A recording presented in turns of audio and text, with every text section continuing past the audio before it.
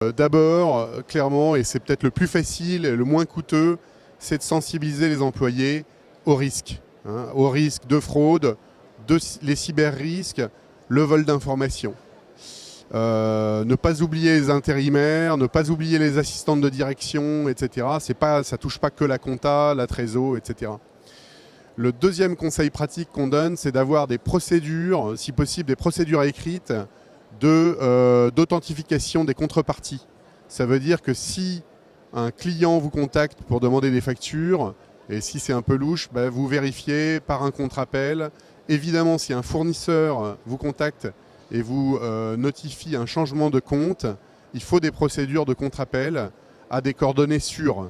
Pas les coordonnées qui sont dans la notification, mais des coordonnées dont vous êtes sûr, qui sont mises à jour, tenues, administrées dans un référentiel sûr.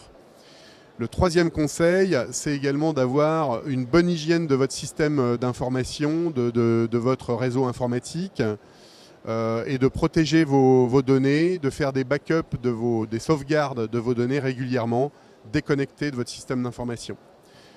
Le quatrième conseil que je donnerai, c'est également d'avoir un bon usage de vos applications de paiement.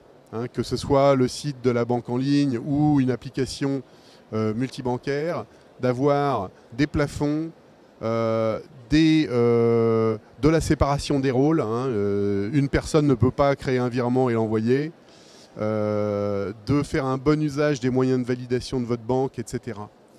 Le cinquième conseil que je donnerai également, c'est de mettre en place des contrôles réguliers, typiquement de suivre quotidiennement vos comptes pour potentiellement repérer un virement anormal, un virement suspicieux, et donc pouvoir être en mesure de stopper ou de bloquer les fonds auprès de la banque destinataire.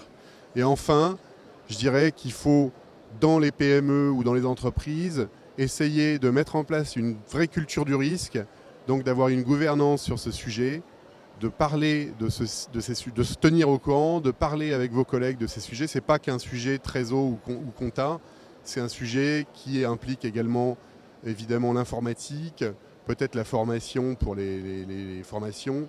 Parlez-en à vos partenaires bancaires, à vos partenaires peut-être assurances, et tenez-vous au courant.